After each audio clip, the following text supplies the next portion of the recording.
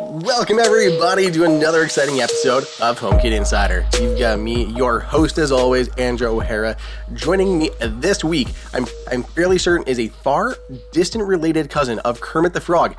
It is Wes Hilliard. How you doing, man? Pretty good. Woke up early this morning, did the thing. Let's see. Oh, is it still on my shirt? Oh, there it is. They give the saddest little stickers at our voting poll. I want the really big one. I want one like the size of my t-shirt, just to be like, I did it. I did my thing. But no, yes, I'm actually awake today. I'm excited to be here and talk about how nothing changed with HomeKit with 18.2. So. Right, I know. I mean, okay, we've got actually some big things going on in the non-HomeKit world because we've got, Apple has an entire week of announcements, which everyone right now is debating. Okay, is that 3 days, 4 days, 5 days, 7 days? I'm still rooting for Magic Mouse Monday, and then I want to round out the week with the big one, Polishing Cloth V2. Oh my God. That is my prediction. Maybe we'll get a couple Macs in there, but Magic Mouse Mondays and Polishing Cloth Friday. That's what I'm rooting for. And then we already got our first beta. Yeah, polishing cloth with USB-C. Finally update that last accessory. The EU demanded, and it is happening. So. Yep, all polishing cloths must be compatible with USB-C devices. But then we, like you said, we got our first beta of 18.2, along with the other, appropriate additions. Visual intelligence comes to the iPhone 16 line, which is okay, it's really good. This is something that I'm going to use quite a bit. I've been playing around with it. I was watching TV yesterday in our room, and I was just curious at how it works. So we have a projector in there, and I used visual intelligence to point it at the screen, and it popped up and was like, oh, this is a projection on the wall. It looks like a comedy show. What do you want to know? And I'm like, who are these actors? And it's like, what show is this? That would help. So I'm like, okay, this is from Superstore. It's like, well, then that is clearly this person, and they're dressed up in Halloween costumes for comic effect. I'm like, what? You were able, right. Okay, I told you the show, but you were able to visually identify who those people were in costume and put that all together. And you also somehow knew it was a projection. I don't know. It just was a photo of my wall, and it was still able to say, yeah, that's a projection, not a TV or something else. So it was really neat how much it was able to glean from that.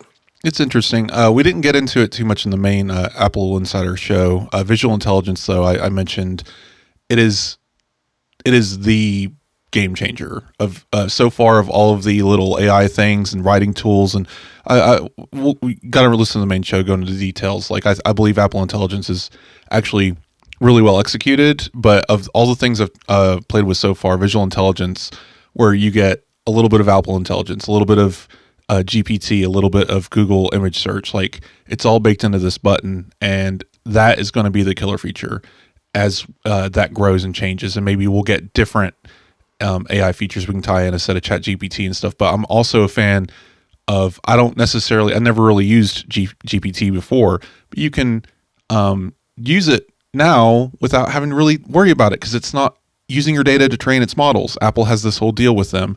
So I just feel better, even though I'm using it, and maybe it's not the greenest thing in the world, but at least I know that my privacy is intact, my data is intact, and it actually made me want to use this product. So whatever Apple's doing here, they're doing it right. And 18.2 is exciting in its own way. I'm still in the queue for Apple's kind of sad looking image generator, but we'll see how that goes once I actually get a hold of it. But this update, I've seen everyone saying, and I agree, while Apple Intelligence was kind of a preview in 18.1, this is really showing what it's going to be in 18.2, and now I'm kind of excited for the future of this.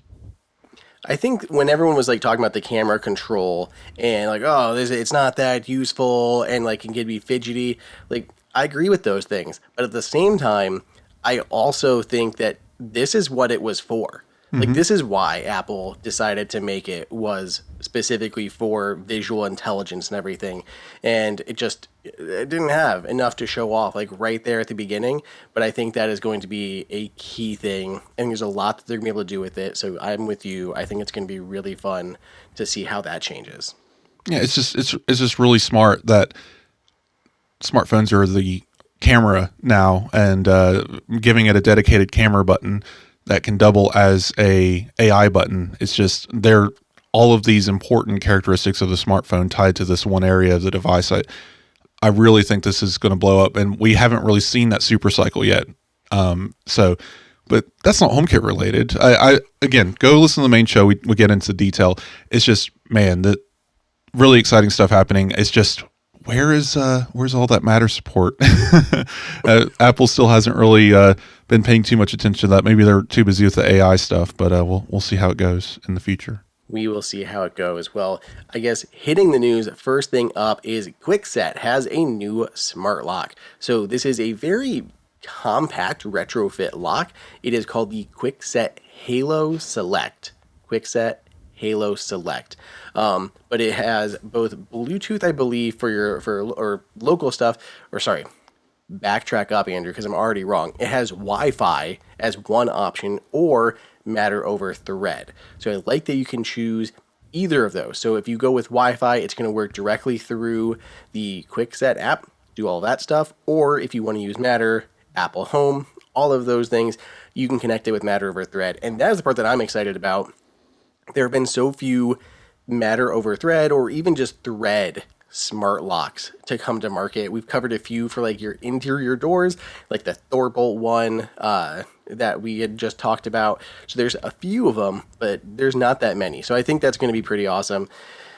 Other stuff is kind of your pretty standard features, right? Inside it's got a kind of chunky looking battery compartment. Outside facing, you have a touchpad, so you can use a code to get in, or you can use, Apple Home via Matter, Kwikset app, everything like that to automatically unlock. But pretty standard, easy to install lock. I'm glad. I don't know. It feels like a sudden burst in the last year or so of smart locks. They just feel normal and ubiquitous now. I even just installed one at my mother's place. Got her the Ecara U50 at a pretty good discount during the Amazon deal days or whatever, and it's heavy duty. Even the box, like it's this little box with the key in it, and it felt like it weighed 40 pounds because it's like this heavy duty lock in it. And I hooked it all up, no issues, just connected straight to the network. Didn't even really need the app except for the setup. And now it's just a home key compliant lock with a keypad if we want to do that kind of stuff. It just so handy. Like all these things, this Kwikset Halo looks similar in nature, just has a spot for a key if you want to use a physical key, but you can also set up everything else here. The Matter over Thread is important for future-proofing it and making it better for certain kinds of networks. So just I'm happy there's so much variety and so many options, especially when you're in the home. Something especially like your front door, I think if you're not a homeowner, maybe you don't realize the front door is the first thing people see. So a lot of people take pride in choosing exactly how those doors are going to look and be designed. And you don't want some big, fat, ugly smart lock on there. You want it to blend in with your aesthetic and your design, especially if you don't want it to look techie, right? So it's nice to see more of these kinds of locks. Absolutely. Well, continuing with the lock news, Ecobee has announced a partnership with Assa Abloy, who makes Yale and August products. So they have a new integration where you can pull up your Ecobee security cameras, and then right from that live view, you can go ahead and unlock the door if you have a compatible Wi-Fi enabled Yale smart lock. So great here. I love it. I love the simplicity, especially for people who are in the Ecobee space. This is all well and good. My only problem is I don't want to start going too much down this path where everybody needs to have one-on-one integrations with each other. It's so weird. And that gets dangerous. And yeah. We already did this. We have HomeKit. We have Alexa. Like, pick one of these, major things. This is what happened before. I don't even know. My brain went somewhere and it didn't give me an answer, but this has happened before, I feel like, in tech so many times where we have these larger ecosystems and then people start trying to do these private backdoor handshakes. And it's like, it's really cool if you use those devices and that equipment. But now I have to open the Ecobee app to control my August lock or vice. Like I get the integration and that's cool, but this is a solved problem. Focus on, this wider ecosystem and getting all of that together. That's my thing. I agree. It's one of those things like, yes, it is good, and I don't want to downplay that. Right. Like, August and Yale locks are very common, so it is an easy integration there, and this is a benefit for all of those people that are especially in the Ecobee space. But what we start running into is anyone who really wants, and by say anyone, I mean like the companies that are trying to control too much of it. And Ecobee, like their products work together fantastically, and they have some of the tightest integrations that are out there. Very Apple-like. I love that you can see their doorbell on their thermostat. Like stuff like that is fantastic. But now we're getting into like, okay, Arlo tried to do this, Brilliant tried to do this, Sonos and Lutron, and they all just like have to announce individual partnerships with every single brand to bring those things together, and it's going to get very complicated very fast. Like you said, Apple Home, Matter, these are things that's supposed to solve that. But what you'd have to do at that point is everyone have to have that Matter enabled lock, which eventually will happen, and then the Ecobee app has to be a Matter controller app, like be able to view all your Matter accessories and everything, and then pull them in and do it that way. So it is possible, but I know we're not there yet. So maybe this is just another stopgap solution, but it's nice if you fall into that camp. It just turns into a Rube Goldberg machine. I remember the reason why a lot of these standards started arriving, why we needed a smart home standard and why we needed HomeKit, was because in the dark times, the before times, in order to do anything where you connected multiple devices together, you would have an app for your smart light, an app for your door lock, an app for your camera, an app for your thermostat. You would tie it all together with an IFT automation that had to go through a backdoor API where you get an API key from a network connected thing on an app store that you pay for through a website. It was just endless madness. Nobody on earth ever wanted to do that, not even the nerds. It just got exhausting. So having all these things connect and communicate under one roof was so exciting because we don't have to do it anymore. And regular people that aren't techies can just go set it up, one button pair, add it to the app. Now it's there and it all communicates. You can set up automations all within the app. And now it's like we're cycling back outwards where, well, if you want to do this very specific thing, you'll need the Ecobee app. Because right now it's like in HomeKit, like it would be different if this didn't exist. But in HomeKit, if you open a HomeKit secure video camera feed, like from your Ecobee camera or whatever is HomeKit compliant, in that feed, you can see HomeKit compatible controls for that room that camera's in for those accessories. So you can see the smart lock. So it doesn't even need this integration. I can open my Logitech doorbell for the front door and see a controller for my my front porch light and my front door lock on the camera feed as a control. So I didn't even need that special integration. So I just don't understand what they're doing here. What's the purpose? I mean, not everyone is in the Apple space. Right. I mean, obviously that's a realization that we have, but we're but fairly Google, smaller, and I don't know if it's how much better is it in any of the other ones. Like they have more accessories that work, but Google better? has to have the similar. Like I don't know Google Home, but I would have to assume they have a similar system. Like what are you doing? Like, what's the purpose of this? I guess creating your own ecosystem. I don't think there's any danger of this blowing up or anything. It's just, if more apps and companies start doing this, like, okay, now I need my special IKEA controller to do this special thing with this particular component. Oh, but this new partnership over here opened up and it's really cool. And it's just, you start with 2 standards and end up with 40, and it becomes another issue. Yeah. Okay, this next one I'm pretty excited about. We're only going to spend on a minute on it because it is a MagSafe charger, but I think this is so cool. This thing went viral through like the Apple space. It was all over TikTok, all over Twitter. Everyone's geeking out about this StandBy dock for iPhones, and it was designed by, I think, Overwork and by one other person, Scott Ujan. I'm not sure how to pronounce the name, so I'm sorry. But either way, this thing is super cool. So it's inspired by Dieter Bohn, and it looks very cool. It looks like a retro alarm clock, right? And you put your iPhone into it, and it like completely covers the screen of it, like around the edges. So it just perfectly slots in there. It just fits in wonderfully nice. So it looks like a seamless display for your phone. And How then do on you top of that, how do you get your phone out? Do you shake it, like pick it up and oh no, Wes. No. There's actually a little button on the top, a little recess, and when you go to like take your phone, right? And as you approach it, your thumb is in the front and your four fingers are on the top.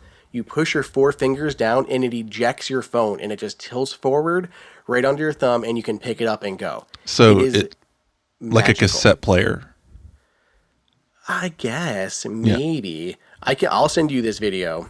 I mean, Yes, and everyone else, it's in the show notes.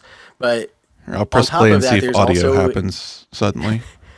there's also an Apple Watch spot built into it too. So your Apple Watch your AirPods can go right on the top. It'll probably work with Apple Watch too. But you set your AirPods and they just slide down the back and then hit the charger and just lock into place and start charging off of your Apple Watch puck. Everything about this I love, except for I don't have a 3D printer. I'd actually talked to... Well, that's what Etsy's for. Someone will make it and then you Okay. just buy it from Etsy. They are. There is a bunch on Etsy, and I had not done it. And then I had actually talked to Patrick O'Neill, which, if no one knows who he is, he created Olloclip. I think he was one of the people who created Olloclip, those snap-on lenses. And now he's been making this, if you've seen this before, Wes. This is called the Jura clip, Jura, for AirPods. And it clips into the USB-C port. He made it for the old ones with Lightning, and there was so much demand that they insisted he make a new one for the USB-C models. I love this. I keep this on my AirPods, clips it wherever, on the side of your bag, anything like that, and it holds on really strong. It's a really good clip there, and it just goes into the port. I'm a lanyard guy. I've been using the lanyard hole. Well, especially for AirPods 4, there's no lanyard hole. Oh, I guess so. Yeah. Well, see, I have it right here. Mine is this. It's a thumb-sized lanyard. See, it's literally this little finger guy. Because the way I do it, I've explained this on the main show. My AirPods are looped through the belt loop, and so the belt is tucked into it's the excess, right? And so this sits in my pocket, and anytime I need an AirPod, I just pick it out of my pocket, grab an AirPod, and I have an AirPod in my ear in 3 seconds, and it's just hovering down. And yes, I understand, but you can't get that around your belt. Come on. No, no, this fits on my belt loop and goes in my pocket. It does I'm just fit. messing with you. No, that's clever. I like that they use the port, like you said, for the AirPods 4 without the lanyard connection. That makes sense. But anyway, this, Okay. I'm looking at the video of this guy. I like the concept. It is kind of a large device. I do It's like a retro clock. It's supposed to be. Yeah, this is cool. I love the creativity people have with these things. This is what I always wanted for MagSafe and things like it. And now StandBy, give me all the cool little gadgets and little things to do with my stuff. It's so fun. Well, my whole point with jumping into Olloclip and Patrick is that the new Jura clips are actually 3D printed. He's got this cool carbon one that has a shimmer effect to it. They look awesome. But he offered to print one for me. So he was trying to print one up for me so I could have it. And now they actually offered them for pre-order. You can just buy one now directly from the creators. You can get it over on Overwork, which is ERK, by the way. Work. It's up for pre-order in WERK. black or white. $49. And they've actually redesigned it to work with a case, like one of Apple's MagSafe cases, or without a case. And multiple sizes, so it supports everything from iPhone 12 all the way up to an iPhone 16 Pro Max. You pick your phone, you pick the with or without a case, and good to go. I think this is super cool. If anyone else is as smitten with this as I am, they're up for pre-order with the link in the show notes. I do like the little clock stand, and I did watch the video. It does eject kind of like a cassette player, just a little bit. Kind of throws it out, which is kind of cool. Yeah. I don't know. I would like maybe a black one. I like they demonstrated it in the video of dropping the AirPods down the back and it getting magnetically caught by the little platform. Really, yeah, just interesting little stuff. But I'm also just kind of a fan of the free floating MagSafe chargers. I have the Nomad charger at my desk, and I have the 12 South the popular one. I always forget what it's called. Try something for my bedside table, and those have worked really well. But I do like the retro styling of this one. Now, if only it's very cool. I could convince my phone to consistently always show the correct standby mode for whatever device I'm using, because it seems to just be random at this point. Oh, that does remind me. It does support the new MagSafe puck, because the new MagSafe puck is larger, so it does fit both of those. So just throwing that out there. I still have not tried 25-watt MagSafe charging. It's very nice. Yeah. Okay, next up in the news, controller for HomeKit. The app has been updated to version 7.2, and there's a lot of new things that are all taking advantage of features in iOS 18. There are new control center widgets. Run a workflow, open a floor plan, or display a TV remote directly from control center widgets, which also then would work for like your action button, lock screen, anything like that. There's television support. This is new with iOS 18, so you can control TVs within controller for HomeKit. There are new control elements, virtual switches, redesigned workflows, support for dark and tinted app icons, and more. So if you use this, there is a big update out. And if you don't use it, well, it sounds like it's probably a good time to go and hop on that and try it out, because it is a pretty nice app. I haven't really been dealing with a lot with third-party HomeKit apps, but now I'm tempted because of things like Control Center. You can just start now. It feels like it happens in phases, but the latest iOS updates allowing for this super customizable control center opens up the possibility for vastly more third-party apps. Just go download a bunch of third-party apps that you never even have to open. You can just have a button from that app in your control center do something, and I think that's kind of cool. I agree. Okay, we have more to talk about, new router stuff, new ice maker hands-on, and more. But before we get into it, let's take our break and thank our sponsor for the episode. It is Shopify. We have talked about them many times, and I still love them so much. We have all these brands that are launching and that bring us cool products, but they are not able to bring us cool products without the technology and the platform behind them. And that's where Shopify comes into play. They're able to bridge that gap for new businesses, existing businesses, big businesses, and small businesses. They're able to help you if you're a retail store, online store, you want to do like ship to store, in-store pickups, all of that stuff. Single inventory management system across all these platforms. They handle all of this for you, no matter the size of your business, which I think is what is especially impressive. Is it is a platform that can grow with you and keep offering you additional features. And they have really been at it lately, adding all this new stuff, including like AI features that are going to help improve your conversions. You have Shop Pay, which boosts conversions up to 50% on checkout. Like that is amazing to me. Plus, it supports like Apple-friendly things like Apple Pay. And there's a Shop app. So when you go to check out from there, people can then kick it over to the Shop app and track their order from fulfillment to actually being delivered to the door. And then they can rate their products on your site and find and discover more, whether they're finding your businesses or other businesses. I love it. There's so much to love about Shopify.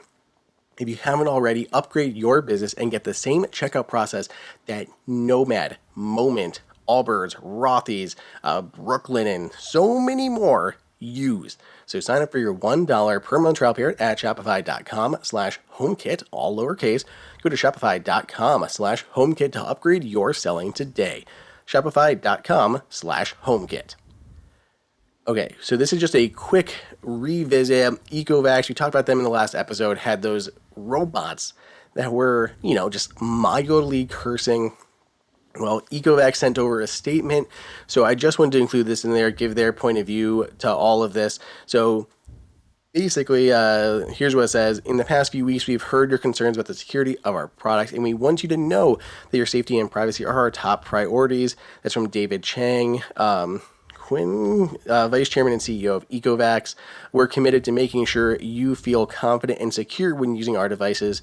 Since August 2024, we've been hard at work strengthening our security systems. We've enhanced servers, apps, and continuing to roll out updates, including new firmware for the D-Bot X2, X1, and T20 series set to be released this November, as well as ensuring the rest of our product portfolio is treated with the same security, scrutiny, and protections.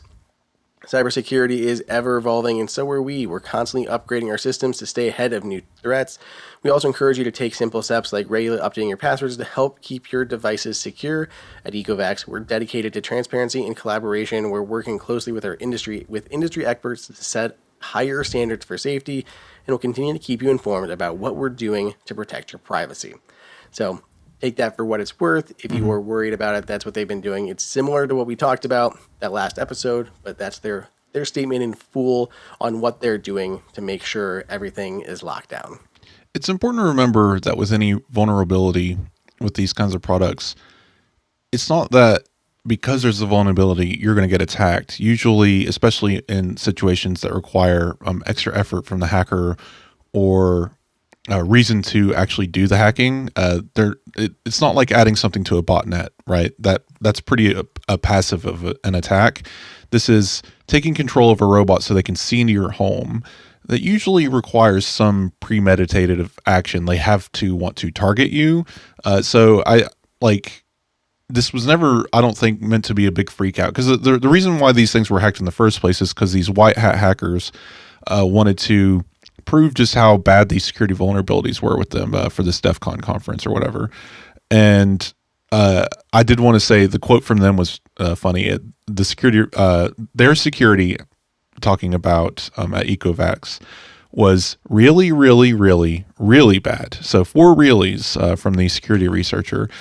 It's one of those things where if you have an Ecovac vacuum, it's not like you need to go toss it in the garbage. I'm glad that their stance has changed, because I think originally their stance was whatever. But enough press and publicity has gotten around to saying, no, actually, we want you to fix this, and now they're committed to fixing it. So again, don't go throw away your Ecovac vacuums. Be aware that this is an issue, but they're also actually addressing it, so that's good.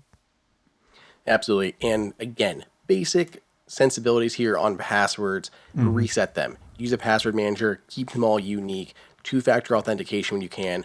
All the basic stuff that we should all be doing right now. I know we slack on it sometimes. It happens, but it is still important to do for reasons like this. Have a robust Wi-Fi network with strong passwords. Use routers that let you choose which devices can connect to the internet versus not. There's so many ways you can protect yourself. Just randomly getting a router and using the default password, maybe not so much. Be a little bit proactive on these things. I don't know if that was supposed to be a segue or not, but it is a wonderful segue as we were talking about robust Wi-Fi. Wes, I am so excited for this. I am so excited for this. Wes and I were actually talking like a week or two ago about like Wi-Fi routers and both of us upgrading our homes to Wi-Fi 7. And I had mentioned at the time that I was a fan of Eero and had been currently using Eero. Wes was a little hesitant just because of the Amazon tie-ins here, which is completely understandable. But I'm so excited about this. Okay, This is called the Eero, what is it? The Eero Outdoor 7.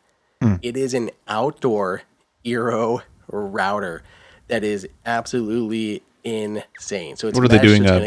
Beamforming or something? Because the problem with outdoor routers is they try to send the signals into space, and that's why you can't really get it across the yard. So it's like arced on the front, like it can be positioned on your wall, and it's got like a curved front that projects straight forward versus like up into space. They say it gives you 15,000 square feet of coverage. I'm very curious at how far back in the yard this will go. One of the things that I always struggle with is that darn chicken coop and getting support for cameras back there. This should be good keep for an eye you. on it. So something like this to extend Wi-Fi outside is huge. We also have my grandparents' house that has like a pool and an outdoor area. There's no Wi-Fi out there, and there's not great cell reception. So something like this is key. And yes, there are other ones out there, but they're kind of middling in my opinion, or they can get kind of expensive and they're a little bit overboard. And this, it just seems so ideal. They have done rigorous testing. They say it's IP66 rated, and it can operate in negative 40 degrees to 130 degrees. They say they've tested this in wind tunnels, in the heat of Arizona, in commercial refrigerators, and on hot beaches. Up to 100 miles an hour winds, too. They've done all this testing here. So it has a 2.5 gigabit Ethernet port that supports PoE. So if you want to run this with a PoE cable, you can do that. Keep it completely hidden, run it over that, and just have this on the outside of your house. It easily connects to your existing Eero system, so you can just extend that mesh network outward. It's going to be shipping here in November I think it's hold on, let me find my numbers, 349, or you can get it with a PoE 30 watt outdoor PoE plus power adapter for 400. I'm so excited by this. Yeah. It would solve so many problems for a lot of people. Yes, it's a little bit pricey, but not really at the same time. No. If you look at a good Wi-Fi 7 router, you're easily looking at $300 to $400 for inside your home. So this is basically within that realm for outside. Yeah, it's funny. I've been shopping around, and the price disparity is wild because you can look at two different Wi-Fi 7 systems from the same company, and one is $1,600 for a 3-pack, and one is $500 for a 3-pack, and you're like, what could possibly? And they're both Wi-Fi 7, so obviously they're doing something crazy with the different technologies internal to them, processing power mostly, probably the chipsets, but still, my goodness, triple the price, still both Wi-Fi 7. It's madness. Meanwhile, There's I'm so over much here. to look at, and people don't know. Like, I know this is what you and me run into all the time when we're trying to talk to people about, what router or something to get. Right. And like, if you look at them, they both just say Wi-Fi 7, and even if they say like their coverage areas, they look so similar. But like you said, the processing power, which makes a huge difference. Like, I tried a Wi-Fi 6E router, and I got way better performance. Wi-Fi 6E isn't faster, but the processing on them is significantly quicker. On top of that, you have like how many antennas are in there, the shape of them, like how much design and effort went into that kind of stuff. There's a lot of parts here that make up for that price disparity. And if you have like fast network, like I know Wes and I got pretty quick internet here at our houses, there's a difference. If you're going like 50 megs or 100 megs, you're maybe not noticing a big difference, but anything above that, you are going to notice the impact on those cheap routers. I finally got fiber in my home, so I've got the simultaneous gig up and down, and yeah, I'm definitely in the market. I need to look into, because right now I'm running the Linksys system, and it's just, I'm feeling worse about it every day, just because like I'm trying to set up HomeKit devices, and Eero just hates its customers or something, because I cannot Eero? not Eero, Linksys. I cannot Linksys. go in and say, hey, I'm setting up this Logitech Circle View, and it demands a 2.5 gigahertz connection for me to set up the internet over it. Let me, I don't know, turn off 5 gigahertz momentarily or change something about it. Nope, can't do it. Zero, just no options. The only way I figured out how to do it was to go to the website, right? The IP address thing you can do to access your router, go in, toggle a menu, go into the menu, and then split the Wi-Fi's into two different names, and then change the password for the 5 gigahertz connection so that everything disconnects from it and forces it to be 2.5 gigahertz temporarily, so I can add the camera and then rechange back the password. That's the only way I could do it. It's just, why? Like, Linksys is one of these big companies. Why is it so hard for me to manage a network that way? But also, I've also not had that issue before. Well, also the other direction, why Logitech can I only set up something that is a modern camera on a 2.5 gigahertz connection? Why can't it just set up, right? I've been having some weird HomeKit issues and that's accessory the thing. issues. I think it's a cost-saving thing that we see. Yeah. Almost all smart home devices require that. I think you mean 2.4, right? 2.4, sorry. Almost all require a 2.4 because they won't support the 5 gigahertz, and it's dumb. And they're only saving time pennies. I've ever had right? The only time I've had an issue with this was over my parents' house 10 years ago, setting up a Hunter fan that had built-in HomeKit, and they had like a Netgear router, and it would not work until I actually gave it the dedicated network and went through all the same hassle that you just did. But I've been running Linksys here. I had like their Wi-Fi 6 routers, they're like develop routers, the 3 of those in my house. I had those up until only like a couple years ago, and I never had those issues. And I set up a lot of smart home accessories, and I like most of them require the 2.4, but I've never run into that with Linksys. So I'm surprised not sure that was an issue for you. I'm not sure what the issue is. It says I only have access to mixed network settings. I can't change it in the app. Something weird is broken somewhere. But in any case, I'm in the net. I'm definitely in the market for new routers, and the Eeros look good. I mean, I like Eero. I used Eero before they were purchased by Amazon, and just out of principle, I decided I didn't want to after they were purchased. I know Amazon has little to no influence on them. They've let them operate as an independent company. I just still don't necessarily want to own an Amazon product, especially one that is important as running my home network through. That's my own, problems. Don't let that influence your decisions. But I'm looking into different things. But honestly, I feel like all these companies are just kind of, I mean, take it or leave it. I'm looking into TP-Link. I'm looking again at Linksys and these other things, and it's just I wish Apple was in routers, honestly, because it would just make my life so much easier. I would just go buy the Apple product, but here we are. It would, but things like this, I don't think Apple would do. Like, I don't think we'd ever see Apple wouldn't make an outdoor router. No. But this is so clutch, and I'm very excited for this. So I 100% agree. I want Apple to get back into the router space because I think there's a lot they could do on the smart home front, on the Matter front, on cloud backups, remote access to drives that are connected. Like, there's a bunch of things that we could talk about there. But yeah, these new Eero routers like this is great. Are tempting for sure. Like, I have an outdoor space that I could use Wi-Fi in. Like, it's definitely a good use case for it. Just would have to basically move everything over to Eero to do it. But I think, yeah, it would be worth it. Like, I think they're a good company. It's interesting seeing what they're accomplishing in this space versus maybe other companies just making the same router but new spec, I guess. I am impressed that they've been able to keep so much separate from Amazon. Like, they have very little integrated into the Amazon space other than you can log in with your Amazon account, which is great, but they have kept so remarkably kind of separate. Like, Ring, I feel like, is Amazon. Like, they just feel like one and the same. But Eero still feels like it is its separate company to me, even though it's owned by them. And I have tried, we test how many routers around here. I've got these Orbeez and Envelops and Ubiquity, like all this stuff sitting around that I test all the time. And Eero's trustworthy. It's not like they're snooping. They're not snooping on your data. It's a safe company. It's a safe router to use. It's just for some reason, I don't know. I go through this with a lot of different things, like using Google. I don't prefer to use Google because their company whatever. It's just get into another podcast, Wesley. But like, it's just.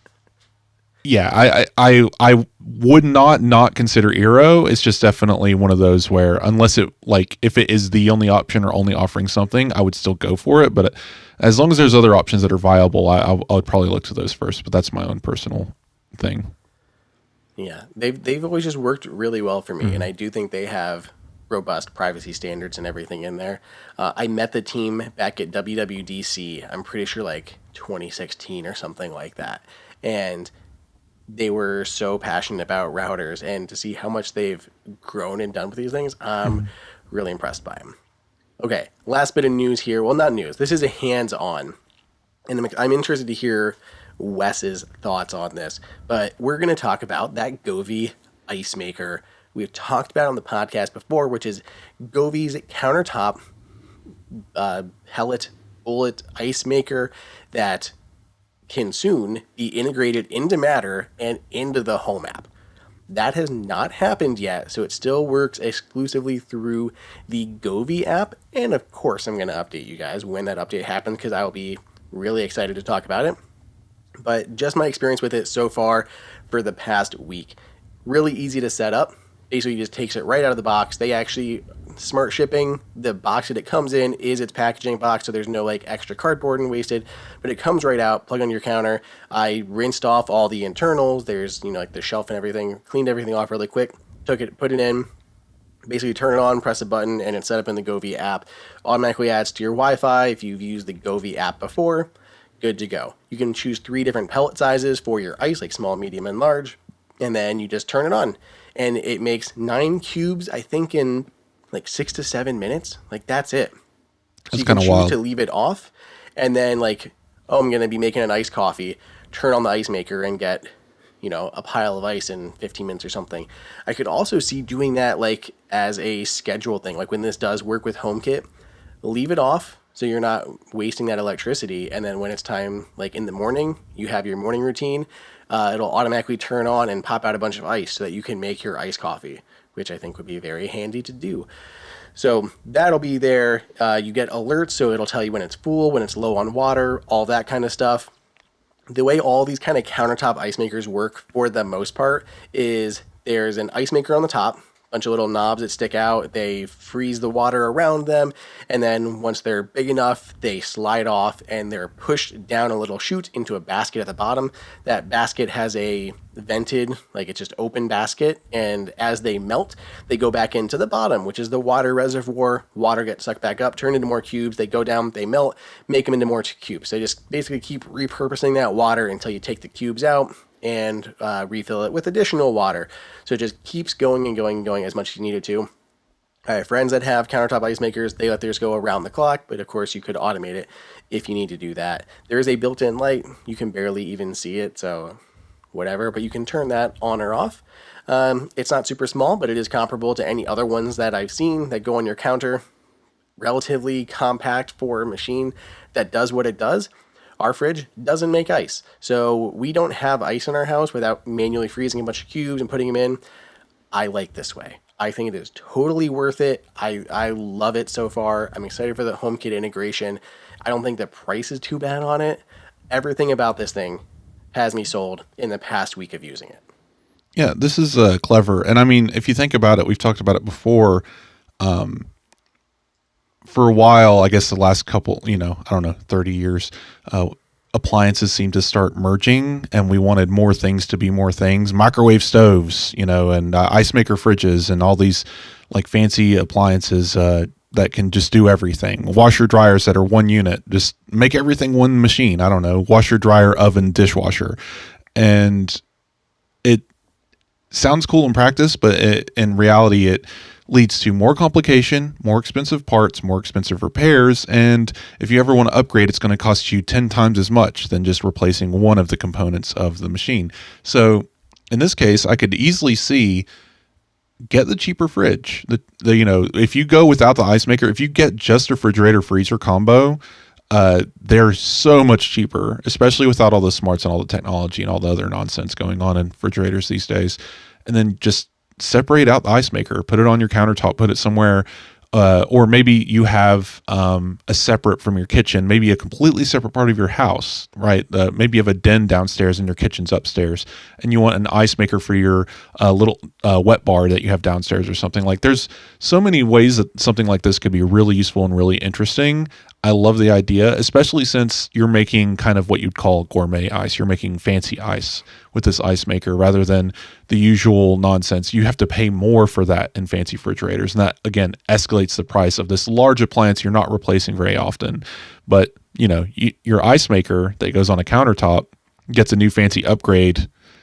It's not, you're not spending thousands of dollars to go buy a new refrigerator. You can just go replace the ice maker if you want to. So separating components out like this, I think, makes a lot of sense, especially now that everything's getting smarter and more complex. I like the idea of this. This is cool, especially with the HomeKit integration incoming.